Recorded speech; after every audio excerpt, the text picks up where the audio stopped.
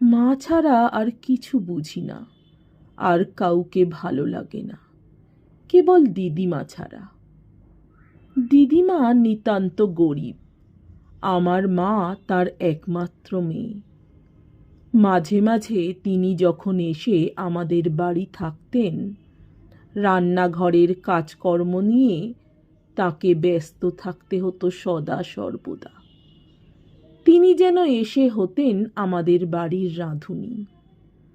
মায়ের অসুখের সময় তিনি এসেছিলেন, এবং রোগীর সেবা করবার জন্য তিনি ছাড়া আর লোক ছিল না।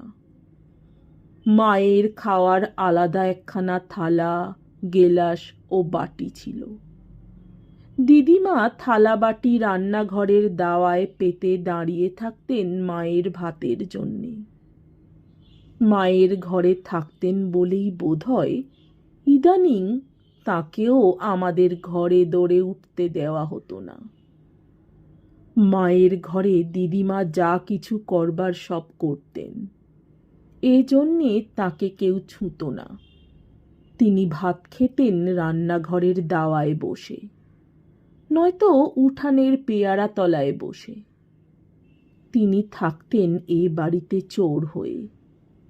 মায়ের অসুখের কি ওষুধপত্র নিয়ে কথা বলতে যেতে ঠাকুরমার কাছে তাকে কতবার বকুনি খেতে হয়েছে। ঠাকুরমা বলতেন, অত যদি দরদ মেয়ের ওপর, নিজের বাড়িতে নিয়ে গিয়ে চিকিৎসে পত্তর করাও গে।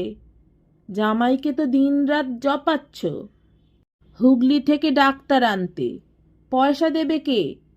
তোমার কি একটা মোটে মেয়ে, সস্তায় ঝেড়ে ফেলে দিয়েছ। আমার এখনো আইবুড়ো মেয়ে ঘরে, তোমার মেয়ের জন্যে তাকে তো আমি জলে ভাসিয়ে দিতে পারি না। যে কটা টাকা আছে তা এখন তুলে রেখে দিতে হবে ওর ঘরবর দেখে দিতে, এতে তোমার মেয়ের ভাগ্যে বাপু যা থাকে। দিদিমাকে কতদিন পুকুর ঘাটের চাঁপাতলায় বসে একা হাপুস নয়নে কাঁদতে দেখেছি। এরকম কতদিন যে কাটল, কতদিন যে মায়ের ঘরে যেতে পারলুম না। মা দিন দিন যেন বিছানার সঙ্গে মিশে যেতে লাগলেন। মায়ের ঘরের দোর সর্বদাই বন্ধ। আমি জানলা দিয়ে উঁকি মেরে দেখতুম মা একা ঘরের মধ্যে বিছানায় অঘোর হয়ে অচৈতন্য হয়ে শুয়ে। দিদিমা হয়তো মায়ের